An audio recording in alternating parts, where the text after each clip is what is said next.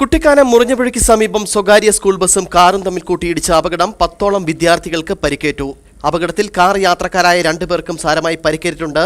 പരിക്കേറ്റവരെ മുണ്ടക്കയത്തെ സ്വകാര്യ ആശുപത്രിയിൽ പ്രവേശിപ്പിച്ചു. വിവരങ്ങളുമായി നിജിൽ കെ മാത്യു ചേരുന്നു. നിജിൽ, എപ്പോഴാണ് അപകടമുണ്ടായത്? പരിക്കേറ്റവരുടെ നില എപ്രകാരമാണ്? എന്താണ് കൂടുതൽ വിശദാംശങ്ങൾ?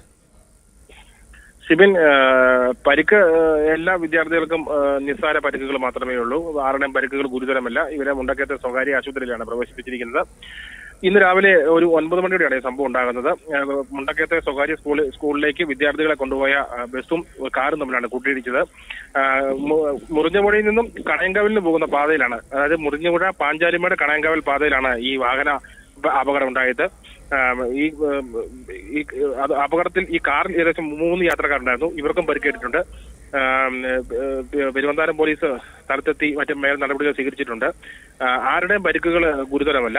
എല്ലാവരെയും മുണ്ടക്കയത്തെ സ്വകാര്യ ആശുപത്രിയിലാണ് പ്രവേശിപ്പിച്ചിരിക്കുന്നത്. അപകടത്തിൽ സ്കൂൾ ബസിനും അതുപോലെ കാറിനും കാര്യമായ കേടുപാടുകൾ സംഭവിച്ചിട്ടുണ്ട്. ഷിബി, നിജിൽ, ഈ അപകട കാരണം എന്താണെന്ന് വല്ലതും വ്യക്തമായിട്ടുണ്ടോ? ശിവൻ, അപകട കാരണം ഇപ്പൊ നിലവിൽ വ്യക്തമല്ല. കാരണം പോലീസ് അതുപോലെ മോട്ടോർ വാഹന വകുപ്പൊക്കെ ഉള്ളൂ.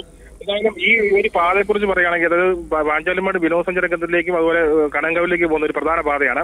ഈ അടുത്തിടെയാണ് ഈ പാത നവീകരിച്ചത്. അതായത് താരതമ്യേന വീതി കുറഞ്ഞ ഒരു റോഡാണ്. വളരെ കയറ്റിറക്കങ്ങളും വലിയ വളവുകളും ഒക്കെ ഉള്ള ഒരു പാതയാണ്.